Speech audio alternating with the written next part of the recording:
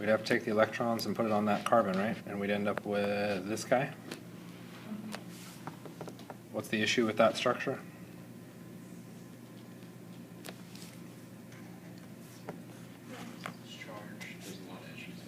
There's a lot of issues with it. We have a negative carbon. Can carbon stabilize negative? No, so that's not good. If I can somehow do resonance, then that would be okay. There's no resonance. So that structure is horrible, horrible, bad, can't happen, which means that hydrogen's not acidic. Let me rephrase that, but a little bit slower. That hydrogen is not acidic. Are there alpha hydrogens? Those are acidic. Those could potentially react with our base. To make what?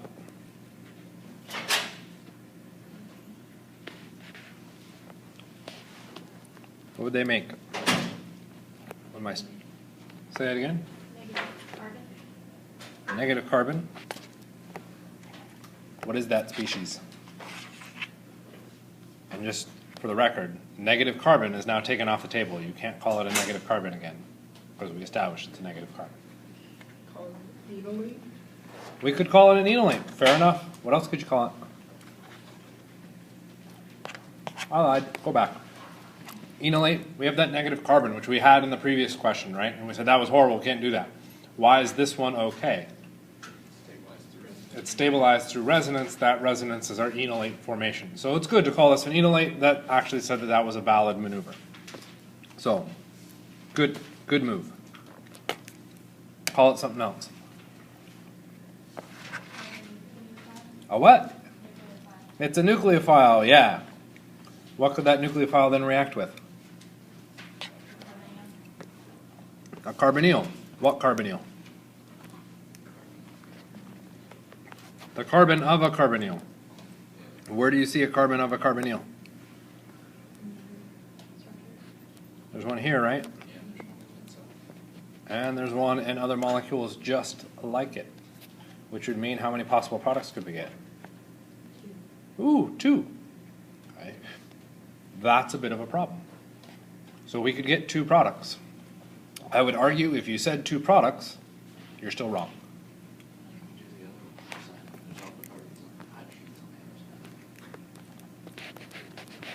There's alpha hydrogens on the other side as well, okay, which could also go through to make a nucleophile, which could also react with 2 possible electrophiles. So how many products do you get?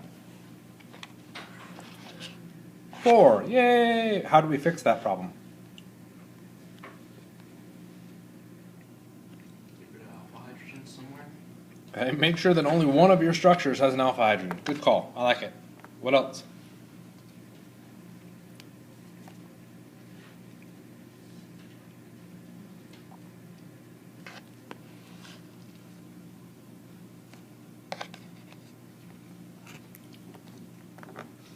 Convert one of the carbons to something else. If you get rid of the carbonyl, though, you're not doing your aldol reaction. So I'm not quite sure I follow that one. Like, yeah, protecting group. So you could try and do a protecting group, then make the nucleophile, and then run your reaction. Okay, I could see that. We talked about other solutions.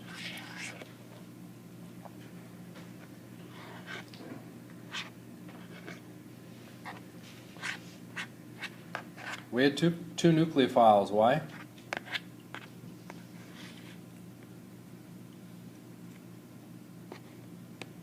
Because we have 2 alpha hydrogens. There were 2 sources of alpha hydrogens.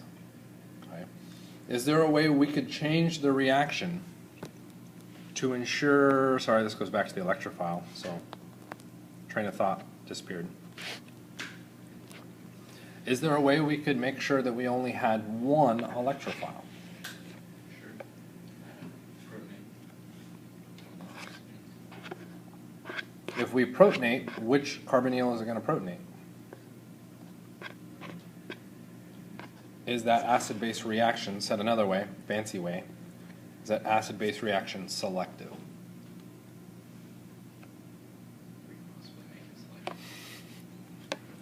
Unfortunately, no. We don't get any selectivity there. So if we protonated to make one of those more electrophilic than the other, we aren't going to selectively be able to make one more electrophilic than the other. It's going to be a mixture of both.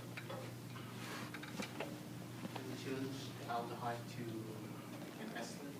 I want to stay with these aldehydes. It's not bad, eh? So we could go through and change the functional group, but I'm saying I actually want these aldehydes.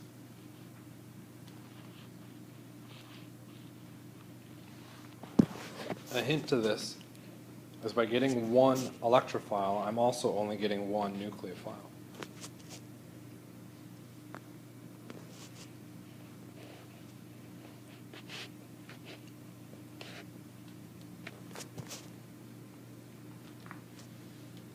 That was another hint.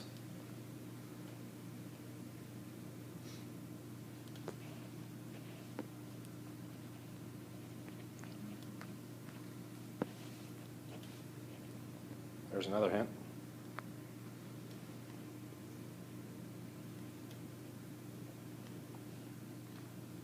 So how can I ensure I only get one nucleophile? So the first step we would add the base. So the first step, we add the base. So if I added OET, okay, it's going to deprotonate the hydrogen, right? So let's say it was mixed with this guy. We'll call that our first step. The hydrogen's there. To make that first product, right? Yeah, and what? Ethanol.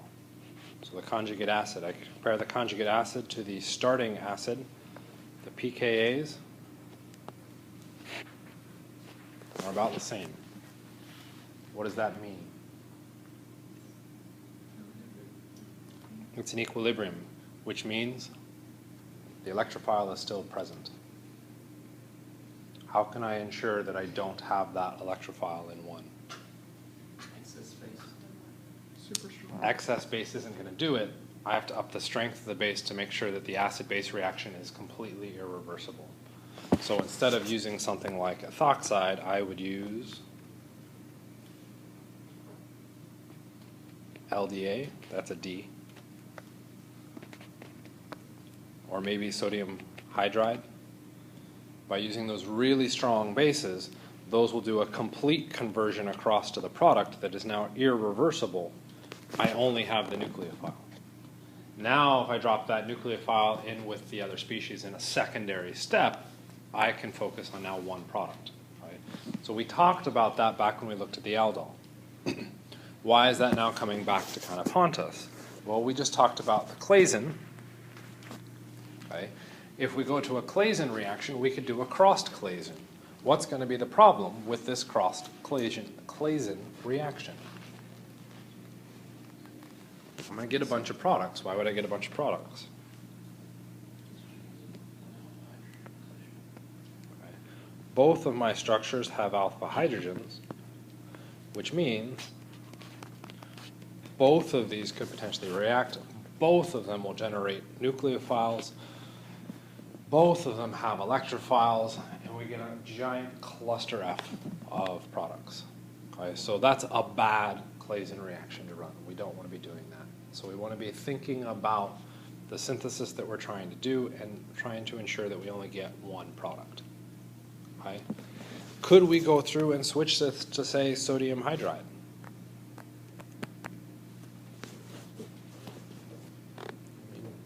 Theoretically, we can up that. And because sodium hydride is not a nucleophile, theoretically it won't attack or do the addition and kick out the ester leaving group. Okay? But that can get a bit dicey and probably lower our yields. Okay? So the Claisen will end up shifting our focus to trying to just completely avoid it altogether and use substrates that don't have multiple alpha hydrogens. Okay? So for our electrophile species, said the answer, but let's take a look at it anyway. Diethyl carbonate, ethyl formate, ethyl benzoate, diethyl oxalate. Those species would be used as what? nucleophiles or electrophiles? Those should all be electrophiles. Why would they all be electrophiles?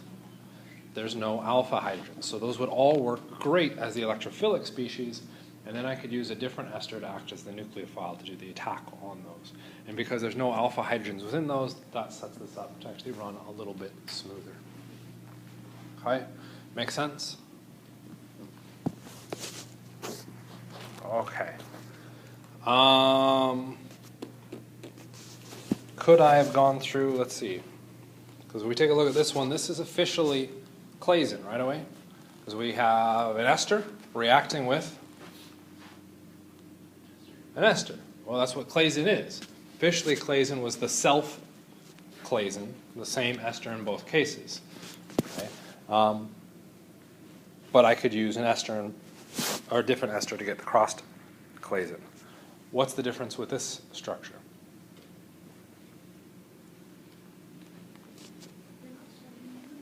I'm not starting with an ester. I'm starting with a ketone. Okay. Am I allowed to do that? Yeah, sure, why not? All we're concerned about are nucleophiles and electrophiles. Okay? It's just a question of what those nucleophiles and electrophiles go through and do. Okay?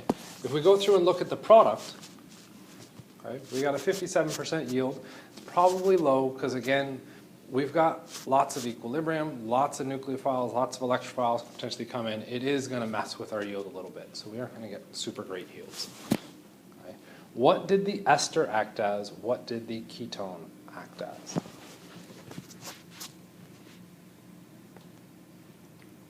Okay, make sure we're all on the same page. Which one's the ketone, black or red?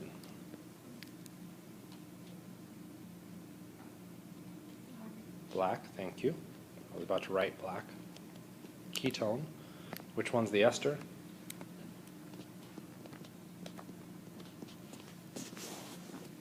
Hi.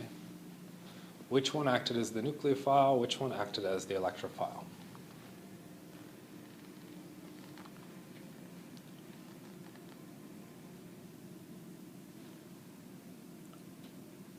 Are either of them nucleophiles out of the gate?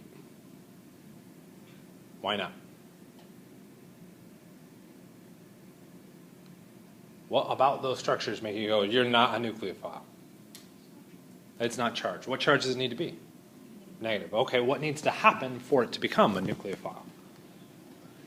You have to remove an alpha hydrogen. Okay. To remove an alpha hydrogen, what would I need to add in solution? A base. Do I have a base?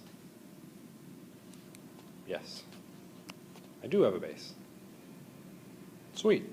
So I could turn the ketone into a nucleophile. What is interesting about the ketone? There are two positions with alpha hydrogens. I could have A as a nucleophile, or I could have B as a nucleophile. Ooh, that's already problematic. Remember how we said 57% yield? This could be one of those contributing factors. Or the ester could have been a nucleophile. What do we say, ET? The ester can only have one nucleophile, though, right? Because there's only one position with an alpha hydrogen. Okay, so we have three possible nucleophiles to come out of this. So with three possible nucleophiles, at best, we'd be looking at a 33% yield. We're at a 57% yield, so something else is going on here to favor one of those nucleophiles over another.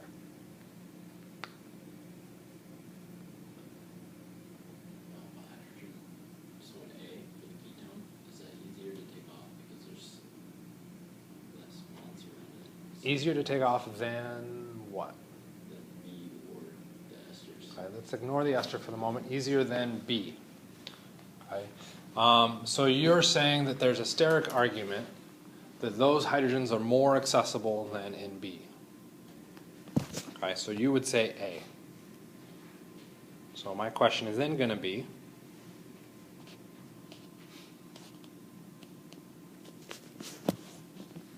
with that change, do you get the same answer? do you still say A is the preferential nucleophile? Does everybody see the change? Yeah, instead of using sodium amide, we're now using tertiary butoxide. That is a bulky base, yes. Would I still expect A, given the choice between A and B? Alarm bells.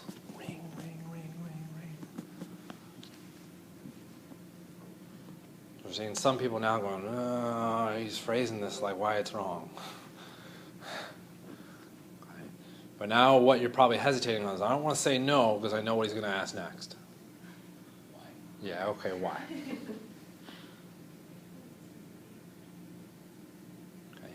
Maybe it would help if we change those structures around ever so slightly. Okay, so I'm going to ignore the ester for the moment, which will be irritating because I'm going to draw that again later, but let's just remember.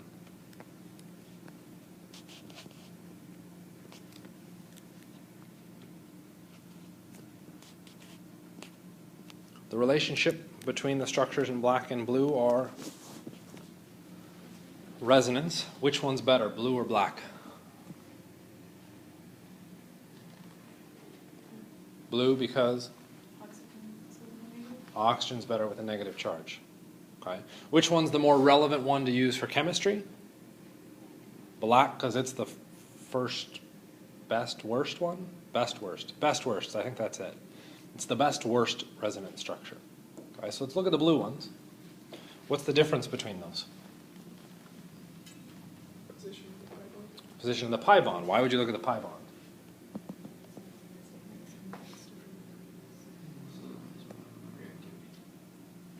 There's what I'm fishing for. The pi bond is the highest energy thing, or one of the highest energy things there, that happens to also be different. Well, what is that difference between those pi bonds? The number of substituents. In fact, the bottom one is more substituted, right?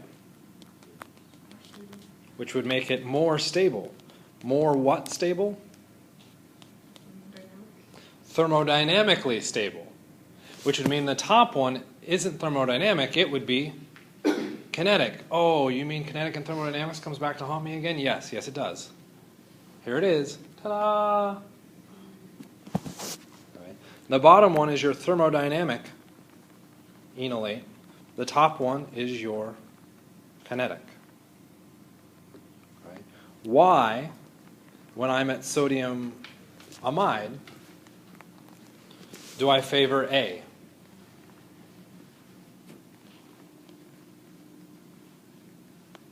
Cheat answer because it's the kinetic favoring. Okay, I gave you the cheat answer, so now you got to do the harder answer. Yeah, that's why you speak up faster. Running through it as quickly as possible. A is the quickest thing. That is now super reactive. I'm trying to kill that super reactive thing as fast as freaking possible. The fastest way to do that is to remove the most accessible hydrogen, okay? Which then converts this into a super stable species. The pKa difference is now so drastic that that is an irreversible process. I'm stuck at the kinetic product. Okay? So you were right to say A, I just didn't like your reasoning. Because when I switch to T-butoxide, now what happens? T-butoxide, it isn't a steric argument. It has to do with the reversibility. T-butoxide is now reversible, and that would favor the thermodynamic enolate. Okay. So we have to be careful with the reversibility aspect to it. So bulky does tend to favor the outside, but reversibility plays a larger role. Okay.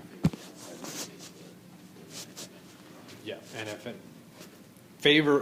even if it removes the outside, it will always form A first, but then what happens? That's reversible in the case of T-butoxide. Once it forms B, it's now not reversible. We're stuck in the water with that one. Okay, so A is a better nucleophile than B.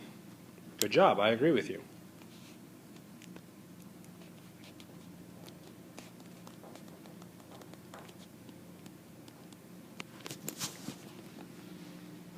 What about the ester?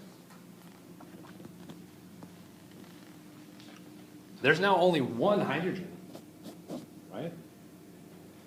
we're saying it's an energetics, not a steric argument. We can't use the steric argument here. Would the alpha hydrogens on that ester though not be as acidic because of the resonance? The ester alpha hydrogens aren't very acidic because of the resonance from the ester group, which means, which is the stronger acid? The ketone. The ketone will get neutralized by the base first, which means we don't get the nucleophilic ester. We get the electrophilic ester. Our nucleophile can then do our addition, break the pi bond, remake the pi bond, kick out the leaving group, and we would have our final product. What's the what? No, I don't accept that. Saw it? Okay. Is there another way that we could have looked at the product to say which one was the nucleophile, which one was the electrophile?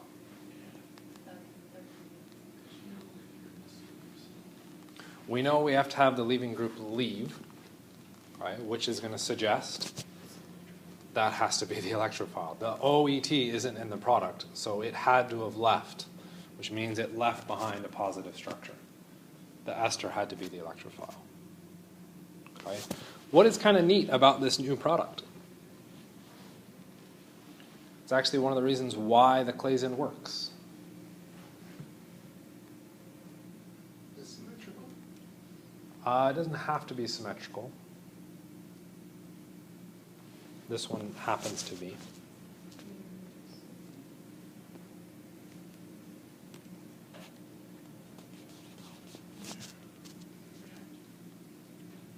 Those alpha hydrogens are now more acidic than where we started. We can get resonance either direction. Okay. Now we have a steric issue, though. It's so large that it becomes difficult to do another Claisen attack. That's the reason why we have step 2. Remember the whole, as Alista pointed out last time? I got the product, but then smart work made me do 2 extra stupid steps. I'd do an acid-base step followed by the reverse acid-base step. That was dumb. Right? It comes down to that stabilizing intermediate, okay, because of that double resonance. So we can still end up at pretty much the same system that we had before. Make sense? Okay.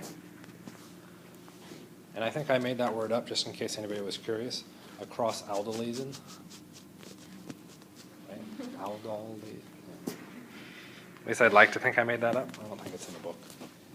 Okay. Intramolecular Claisen reactions. Remember, we had intramolecular Aldol reactions. When did we get the intramolecular Aldol reaction to work?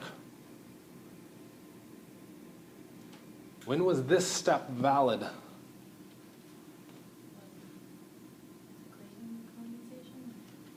No, this goes all the way back to our aldol. What's showing here is an aldol in the reaction. We know it to be an aldol and not a Claisen because the Claisen requires esters. There's no ester here. When did the intramolecular aldol work? We do need basic conditions, yes. It made a 5 or 6 member. Has to do with the product. The product that you're forming has to be 5 or 6 membered ring. Okay. If it's not a 5 or 6 membered ring, you can't do it. Okay. So since it's still requiring an acidic alpha hydrogen, well, esters have acidic alpha hydrogens. Couldn't I do the same thing with an ester? Yes, yes I could. Thanks for answering. Okay. So guess what you should try and do? Draw me an ester that would do an intramolecular Claisen reaction. Right. Once you have the correct ester, draw the product.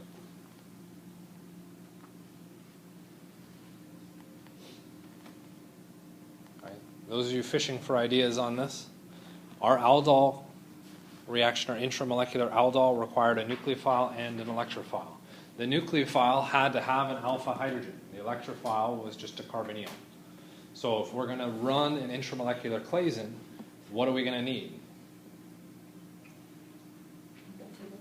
We need, again, both of those pieces. We need an ester with an alpha hydrogen, and then we just need an ester. Right? Because it's intramolecular, those esters must be on the same structure. So come up with a structure that would do that, potentially, right? And then try and draw the product. See what would happen. So I gave you some pretty big hints here. We'll see if my cheat shortcut works here in a second. My other hint. Okay, we have a ketone here that we know worked, right? Well, Claisen needed to be an ester. So I'm going to make it an ester. Ta-da! There you go, Mike. Simple as that. All you had to do. Now we have a diester. Okay? Red we've been using as our nucleophile. So we'd have to have alpha hydrogens. Ooh, look at that. I have some alpha hydrogens. So the base will come in.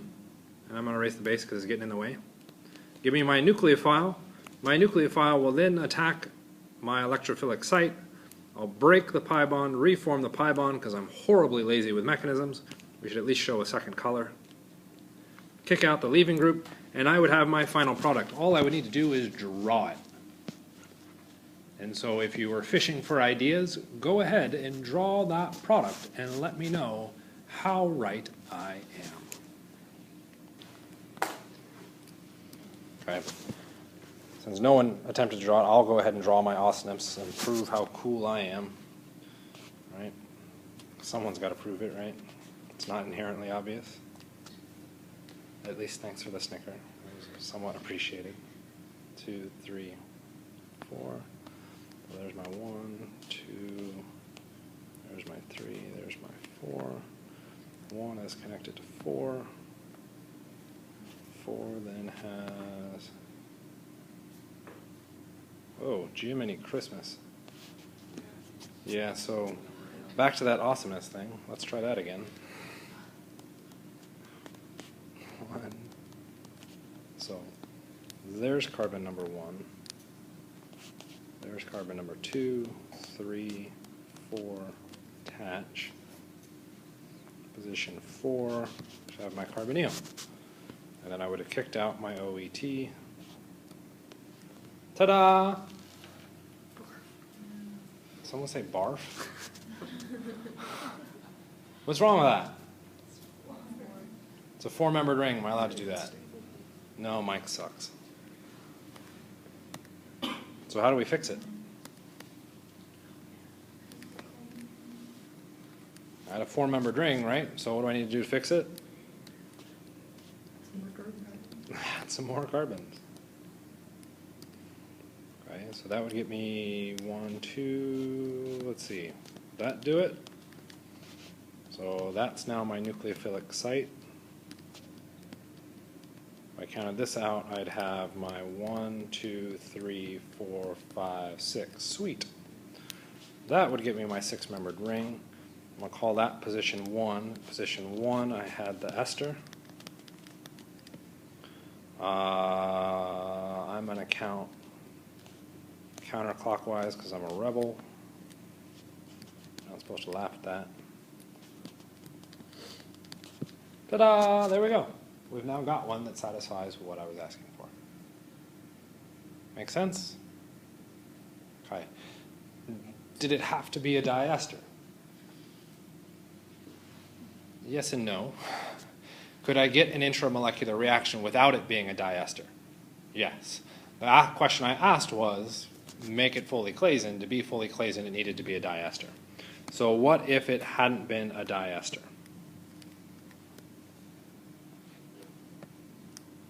What if we'd done something like this? Okay. There's now 3 sites where the alpha hydrogen could get removed, right? 1, 2, and 3. Okay. Could I eliminate any of those just by sheer awesomeness of the structure? Yeah, what could I eliminate? Why is position 3 off our map? What's that? It's the same as 2. Nope. The resonance on the ester side neutralizes the carbonyl, which makes position 3, the alpha hydrogen at position 3, less acidic. So that hydrogen I don't need to worry about. Between 1 and 2, what's the problem?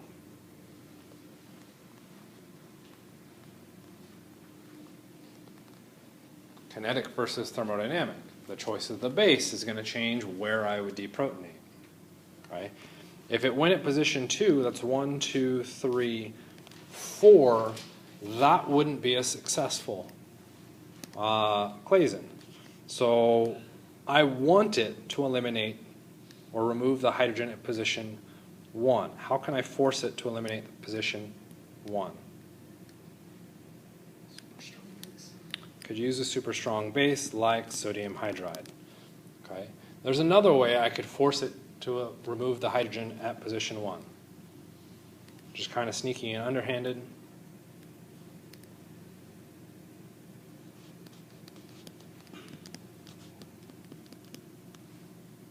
Can it remove a hydrogen at position 2 anymore?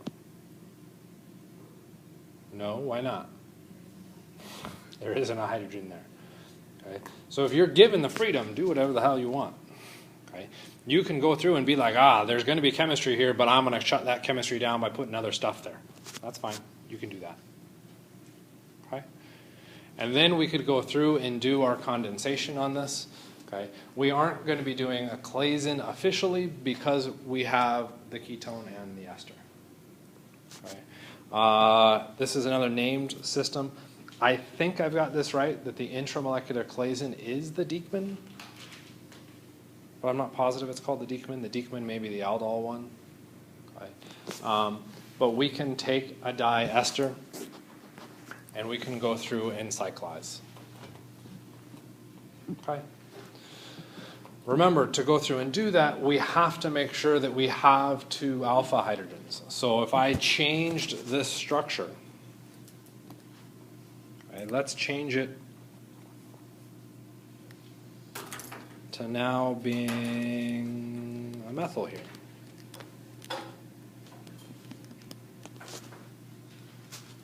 Now what would happen? If we looked at our product, well, we'd have a CH3 there, and I think a CH3 over here. Well, what's wrong with that? Shouldn't that work? The yield of that is probably going to drop down to less than 10%.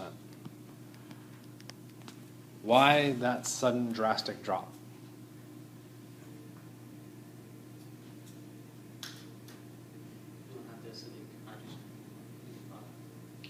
Okay. We only have 1 acidic hydrogen to start. Remember, we need 2 alpha hydrogens at the same location to actually formally make it to the Claisen product. Okay? So that's a nice subtle way we could say, given this starting material, what's your product? And we could show that product and be like, oh yeah, there we go. And then we'd also show the starting material. And we go, oh, well no, it would definitely do the Claisen. It would do that cyclization. But you've lost the content that we need that second alpha hydrogen. It has to be present. Okay? Kind of, sort of. Okay. We then run into a bunch of other named reactions. These ones at least aren't horribly named. They're actually named after the chemicals being used, not actually after the people. So you'll hear the Malonic Ester synthesis or the Acetoacetic ester synthesis. Okay? Acetoacetic because your starting ester is acetoacetic ester. Okay. The Malonic Ester synthesis because your starting ester is a Malonic ester. What do both of those structures have in common?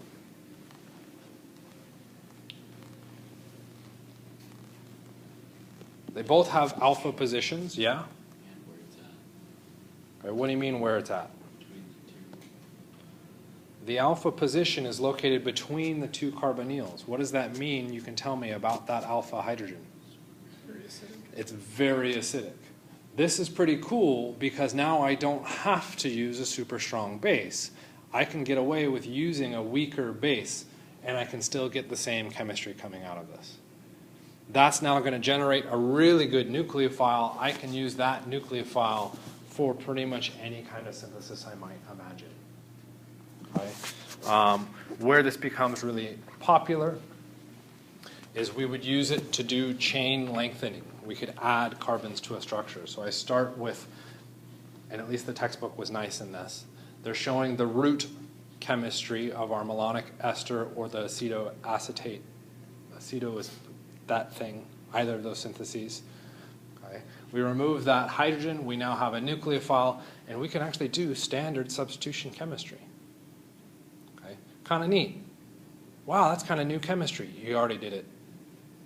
Go back to the first unit chapter exam. You did it in that exam. That question came directly off of that exam. So that chemistry isn't new. That is standard substitution chemistry. It's neat for, in this case, because that hydrogen is extra acidic. Right? Well, that in and of itself isn't a big deal, but the big deal is what happens after we've done that. Right? What happens after? Okay, so after I've made that product where I've added that R group, if I now add acid, presence of water, H3O plus, and delta for heat, what happens?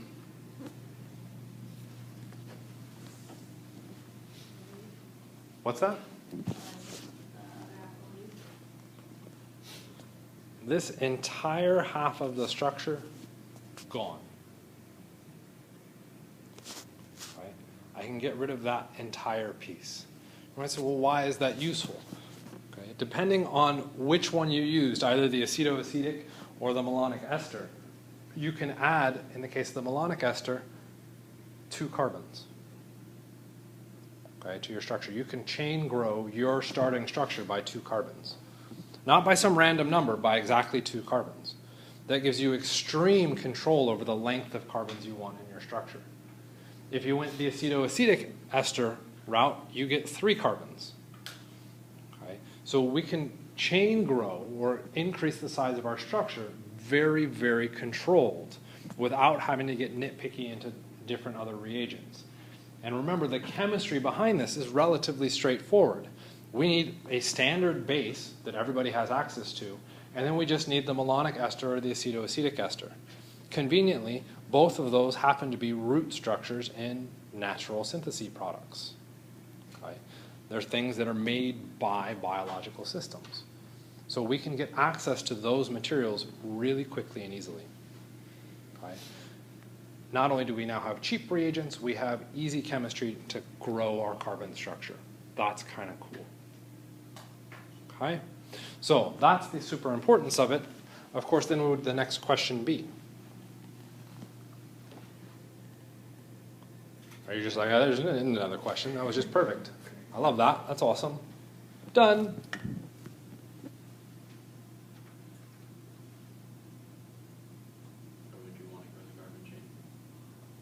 Why would you want to grow the carbon chain? Yeah. Why would I want to build a 10-story structure? Put more stuff in it and do more things within that 10-story structure. So building bigger things can be helpful. There is an issue of, should we always build bigger? No, there are cases where we want to build smaller. But if we're starting from the ground up, we want the ability to build individual pieces in there. So having that ability is pretty cool.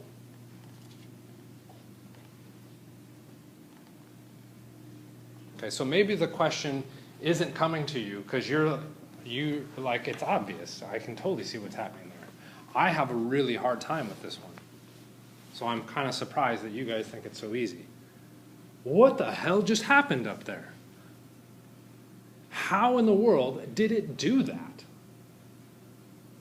We just got rid of a whole bunch of atoms. Gone. Okay. What? How and why could that possibly happen? No, I don't know. Just did.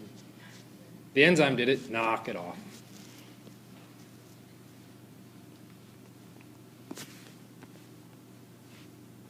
Okay, so yeah, maybe you guys did think it was just that obvious. So how about you walk me through it? Or are you saying it's not that obvious and we should actually talk about it? talk about. Okay, let's talk about it. You look at that. What's the most reactive thing there? Pi bonds are very reactive. I would argue there's something more reactive. The acid. Why is the acid more reactive? It's charged. Cool. Okay. So the first thing I want to do is what? Neutralize that charge. And I can do that by having the electrons go away from that hydrogen and towards the oxygen. Sweet. But then I'd have a positive hydrogen. So what do I need to do? Find electrons. Find electrons for it. Where are there electrons, Lydia? Oh, cool, the pi bond. This is where our pi bond rule can come in handy. We could have that pi bond come out, share its electrons with that hydrogen. By the way, just so you know, it's drawn really big and there's not a lot of white space. We need more white space.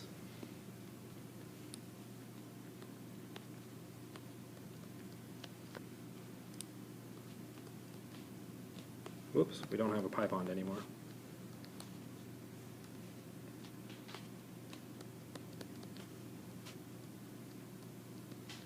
This was Mike's mechanism, which actually, no, I can blame Lydia now because Lydia said to do it. Why am I addressing it as that? What's the issue? We took it from the pi bond, not the lone pair, meaning the structure that we've drawn is actually a bad Lewis structure because of the missing octet. So officially, one way or another, we should go through and show at some form that resonance so that we can see that, yes, we are indeed not horrible people. We know how to draw Lewis structures properly. We just think it's stupid. Thank you for all agreeing with me. I appreciate it. Okay. So now when someone says, well, Mike was a weird guy, I'd be like, no, no, no, it was the class. The class told me to. Okay. Now what's the problem? Positive charge where? Okay, on the carbon or the oxygen, either way. Okay. We need to kill that positive charge. How do we do it? What would we need? We need a nucleophile, okay? Or said easier, electrons. We have electrons. On the oxygen, I agree, we do have the oxygen. Yep, could do. What's the problem with that? So that's positive. All right, still have a positive charge. Okay, so that didn't work. Okay, that would just do resonance. That doesn't fix my positive charge by any means. That just gives me another positive charge that I would then say is the same. It's just a resonance contributor that wasn't useful. Okay, so I need another source of electrons.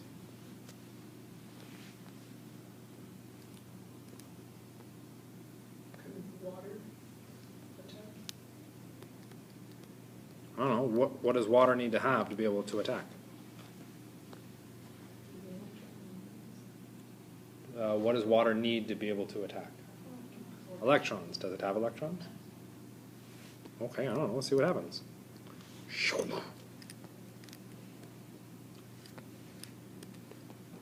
I might try that. I might actually try and, not animate per se, but audiate our mechanism from here on out. I believe audiate is a word, for those of you that are wondering. I'm not positive, but I think it is. This day and age with, you know, the internet and everything, you guys could probably look that up and prove me wrong. That wasn't an invitation, by the way. Now what's wrong? Positive charge. Dang it. Well, that was a bit silly. So what could happen? Poof. Get the electrons back. That wasn't very helpful. Sorry. Try something else. From bond that is connected to the positive carbon. Positive carbon? What? Are you now back to? No. We're still at that end part. I just said that that reaction happened to be reversible. Okay, how about we steal electrons from one of the hydrogens? Oh, sorry, zip. Okay, what would pick up that hydrogen? probably water just chilling in solution because it's the solvent in this. Zoop. It's kind of fun. I highly recommend it.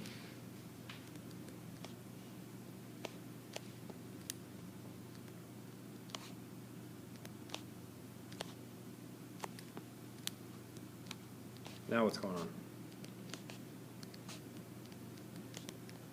It's unstable. Why is that unstable? It's a hydrate. We effectively have a hydrate that is not a particularly happy structure, so that structure is going to want to fall apart. Okay?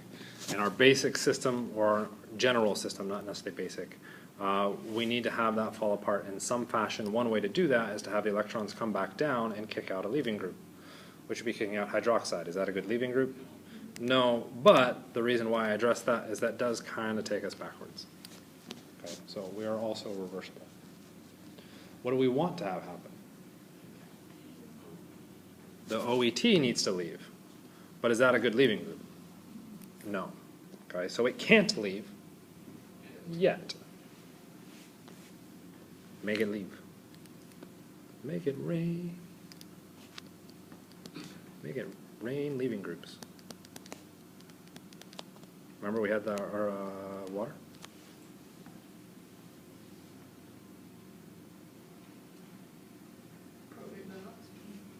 Protonate the oxygen. Which oxygen?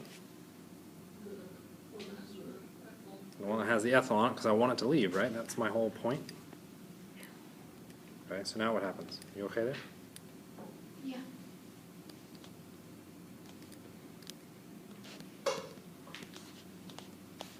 This is an awful lot of hydrogens and protonations and stuff, Mike. This is a bit silly. I didn't want to do this. Sorry.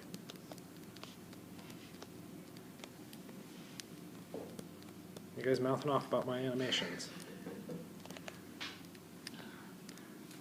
I'm just trying to make up for the fact that there's no one actually in the classroom for this recording. I'm just talking to myself, but trying to make everybody at home think that I wasn't by myself.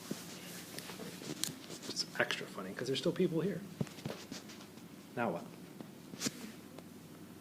But the people at home don't know that.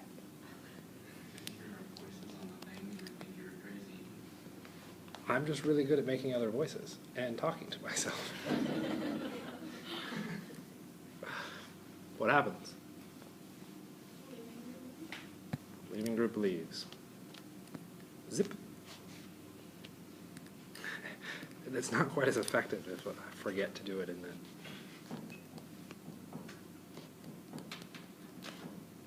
Whoops. Leaving group left.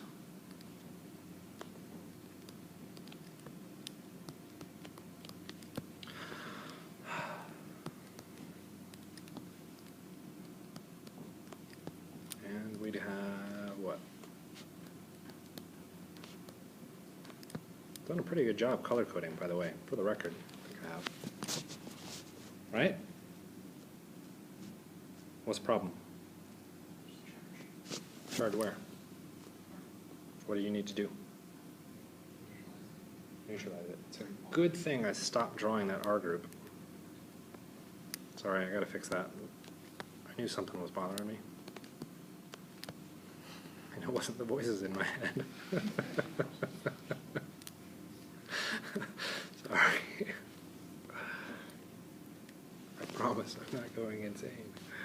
How do we fix a positive charge? Have our electrons come back down? If we drew that structure, what does that look like?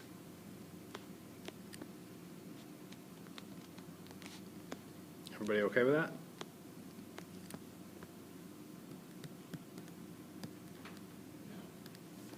Why are you not okay with it? Positive charge on the oxygen, but what I drew was okay.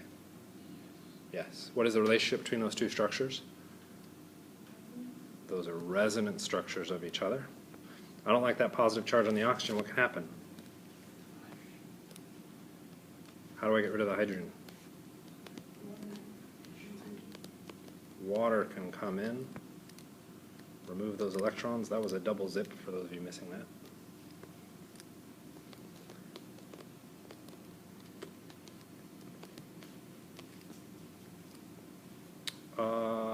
Yeah, tough. already done it. Whew. Thankfully, we made it to the product. Oh, still not there? Ah, damn it. Okay, what has to happen then? You ever seen that game with like the snake where it comes back and eats its tail? Unfortunately, that needs to happen here because I'm now out of space.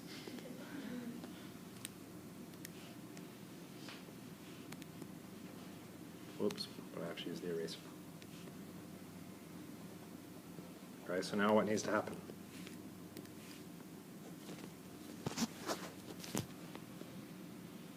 What does heat cause things to do? Cause things to break. Okay, the process of breaking, what are they doing? They're moving, right? Okay. So things that could move, single bonds. Anybody? Yeah, single bonds. Okay, let's do a little single bond rotation. So that is not the correct notation for a rotation, just so you know. I just kind of made that up. Right next to our happy little tree. One person got that. That's good enough.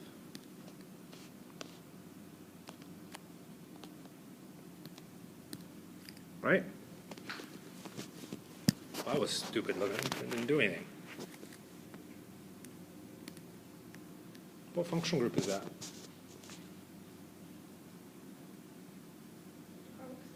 We have a carboxylic acid. What do carboxylic acids do? Acid. You know, you get rid of H+, right? And to get rid of H+, you would need what? Something to say take that H+, right? And if we added heat, that bond would get weaker and weaker, right? So it could actually extend potentially out a little bit of ways from the structure, okay? Out a little bit of ways near some more electrons. Near some more electrons. Like that.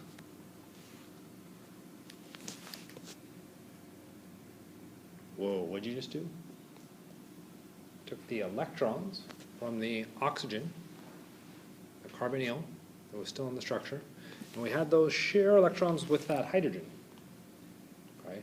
But now hydrogen would have too many bonds, so those electrons shuttle around to the other oxygen. Let's draw what that would look like here. I hear what you're saying. Give me a sec. So for those of you that can see faster than I can draw, good job.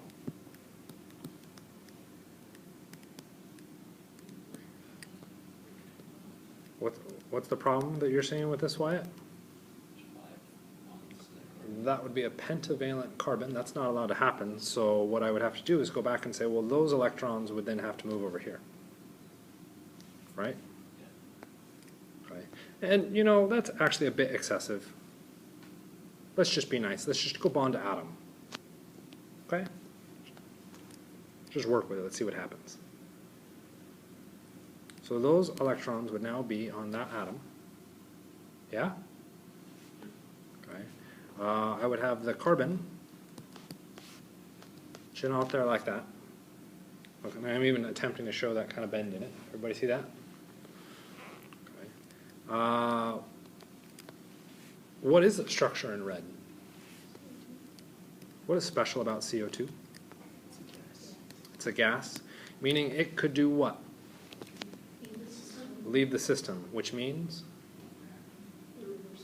that step is now irreversible. I may not like all that crap I just went through and did, and all those being crappy equilibrium things and just nonsense and junk and not fun, but after propagating through 1, 2, 3, 4, 5, 6 steps, that sixth step is now completely and utterly irreversible because I no longer have the reagents to reverse the reaction because the CO2 now leaves the system. Which then begs the question, what the hell am I left with? As the snake continues to eat its tail.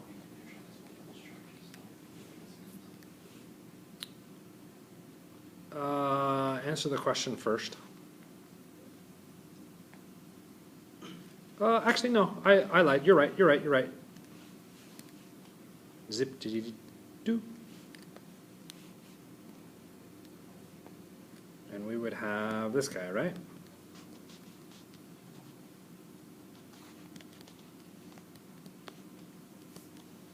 And then I believe you answered my next question, what structure do you have? In enol, the relationship between those two structures is resonance. The enol is not stable on its own. What does it do? I'm tired of drawing acid-base steps, by the way. So we're going to do 2 acid-base steps. We can color code A, B, A, B. The first one removes the hydrogen. The second one adds the hydrogen. The end result being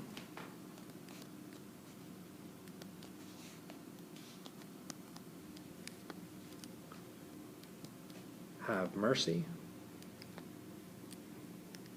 What did I just finally make it back around to? That's one of those like shaking the head, God, that is really cool, but I'm glad I don't have to take a test on this anymore. Sorry. Okay.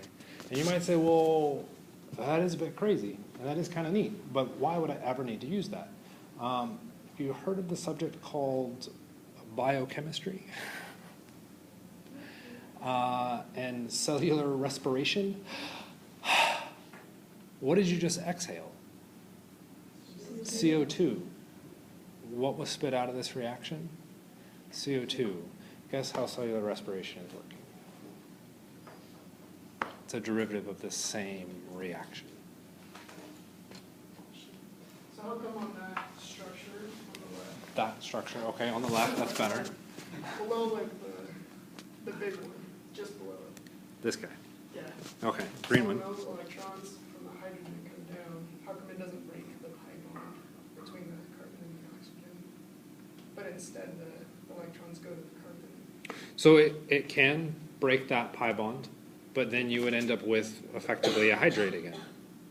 Or right back to where you started, the carboxylate. The special part behind this is that if those electrons actually go into staying a double bond, you form CO2 if you can kick out a leaving group. Okay? So that step hinges on, yes, CO2 is great, but what about the other product? If that other product isn't stable, the CO2 can't leave. This is why we haven't seen this before with carboxylic acids, because it's not a carboxylic acid that can do this. It is the beta keto or the beta carbonyl to a carboxylic acid that facilitates this. You have to have that secondary carbonyl to help facilitate, because what is that carbonyl doing in that next step? So it's the resonance. It's a resonance stabilization. We now have a good leaving group. We've seen leaving groups before, bromide, chlorides. We now have a carbon leaving group. Seriously? Yeah. Why do we have a carbon leaving group?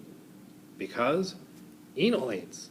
Enolates are incredibly important. Enolates are super, super stable, and it's that stability that allows them to act as leaving groups.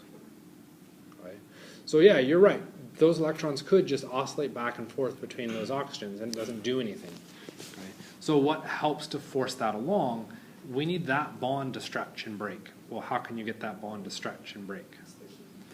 The stability of your leaving group and the CO2 can help, but it's also the heat. You get rid of that heat, you can't break that bond. Really, really neat, I think. We don't need to know this for the exam, right? Is the end result of this reaction on the exam? Yes. Would I expect you to do beginning to end the entire mechanism? No. No. I would expect you to be able to predict the individual steps and recognize the key parts. Right? So we had lots of key parts, and well, why can the leaving group leave? Okay? We had several points that are now erased of, well, the leaving group, that leaving group wouldn't leave. It's an equilibrium reaction. How do I make it leave? It needs to be protonated. Okay? We get all the way around to the very end. Why would CO2 leave? Why is CO2 actually isn't a leaving group. If we actually go back to our definitions, CO2 in this case is actually the substrate.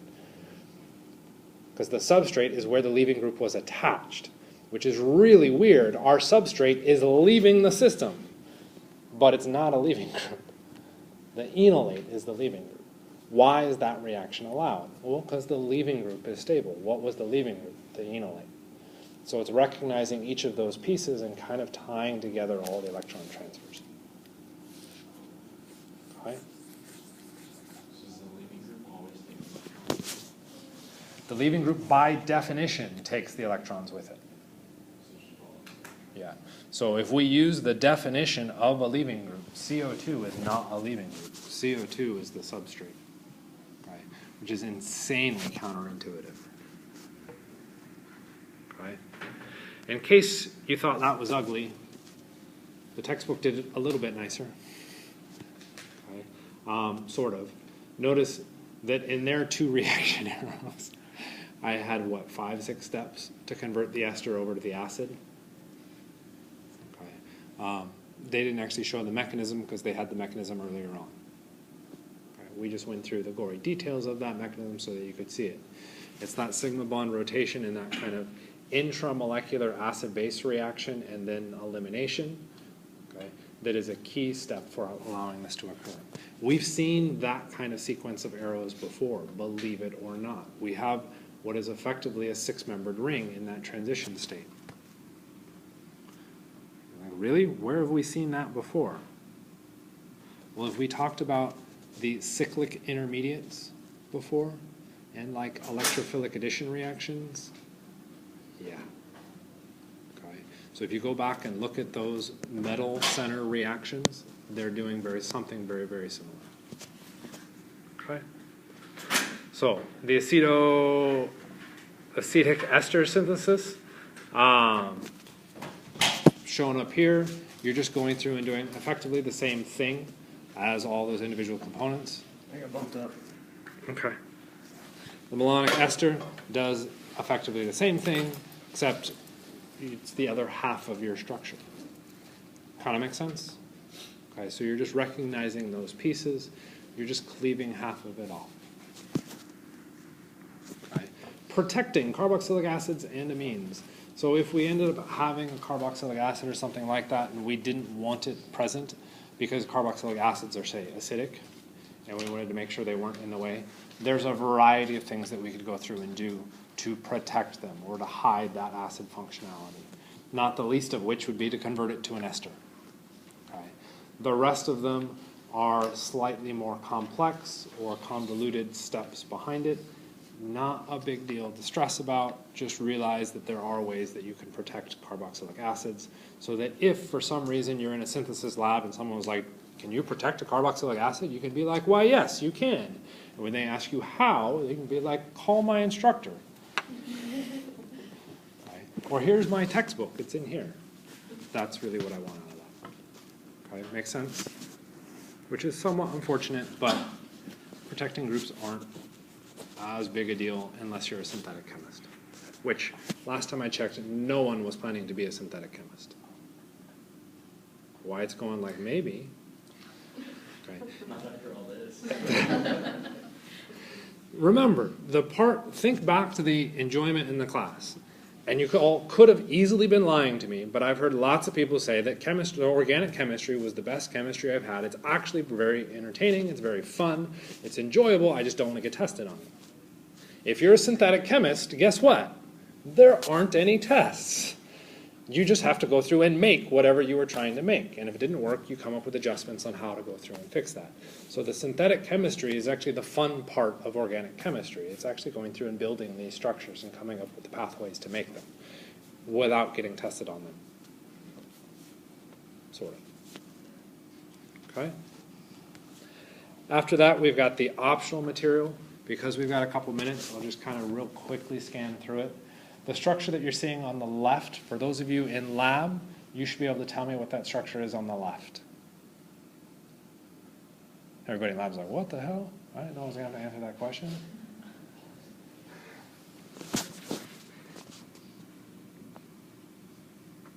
nitrogen, carbon, carbonyl, nitrogen, carbon, carbonyl, nitrogen, carbon, carbonyl. Yes, it's a polymer. Okay. What polymer are we looking at? A protein. Okay, so we're looking at biochemistry. We're looking at the application of organic chemistry into biochemistry. Okay. What they're talking about within this section is a process known as Edmund Degradation. It gets named after the guy that discovered it because what he found is that if he added the proper chemicals to a protein, he could cause that protein to fall apart into the individual pieces.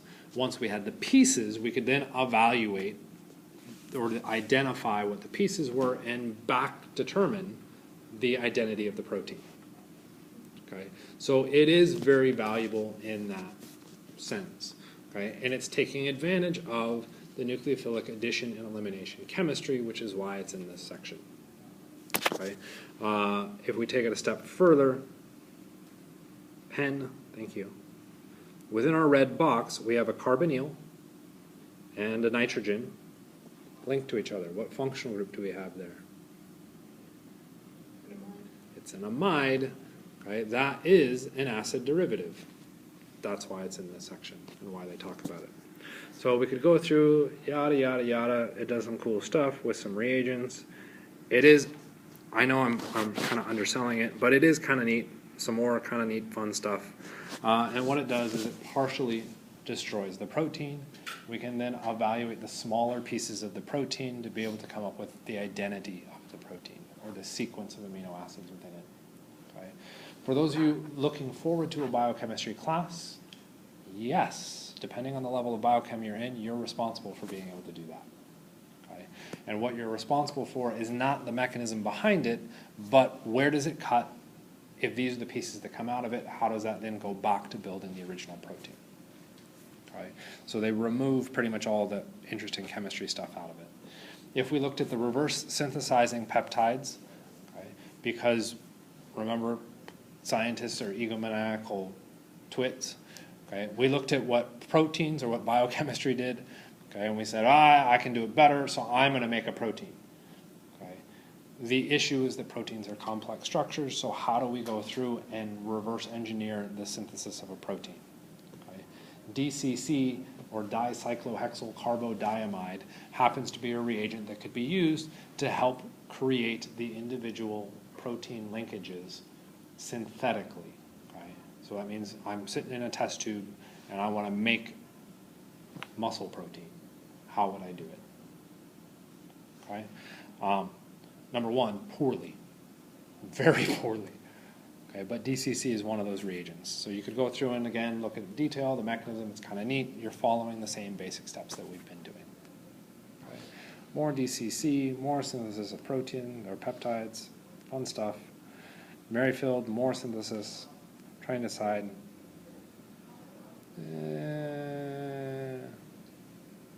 Yeah, so that is officially the end of our slideshow. One thing that I won't leave it as a, well, it's sort of a cliffhanger. It'll be a cliffhanger for next Wednesday's lecture. We'll go ahead and look at this synthesis. Okay.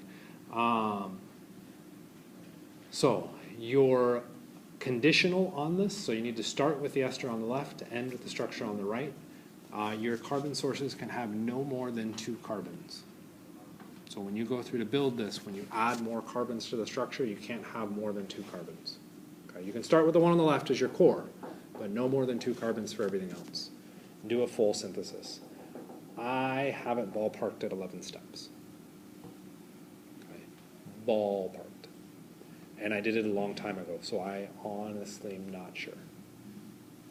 Okay, so that's what we will try and play around with on Wednesday of next week, and then start into the new stuff. Okay. Next Monday is the exam. Woo! Okay. So it'll cover all this stuff. Hopefully, you should be starting to feel like, didn't we already get tested on this? I really want you to be feeling that you're at that point, because that is roughly what you're looking at now. Okay. It is ultimately just a stack of the same stuff. Okay.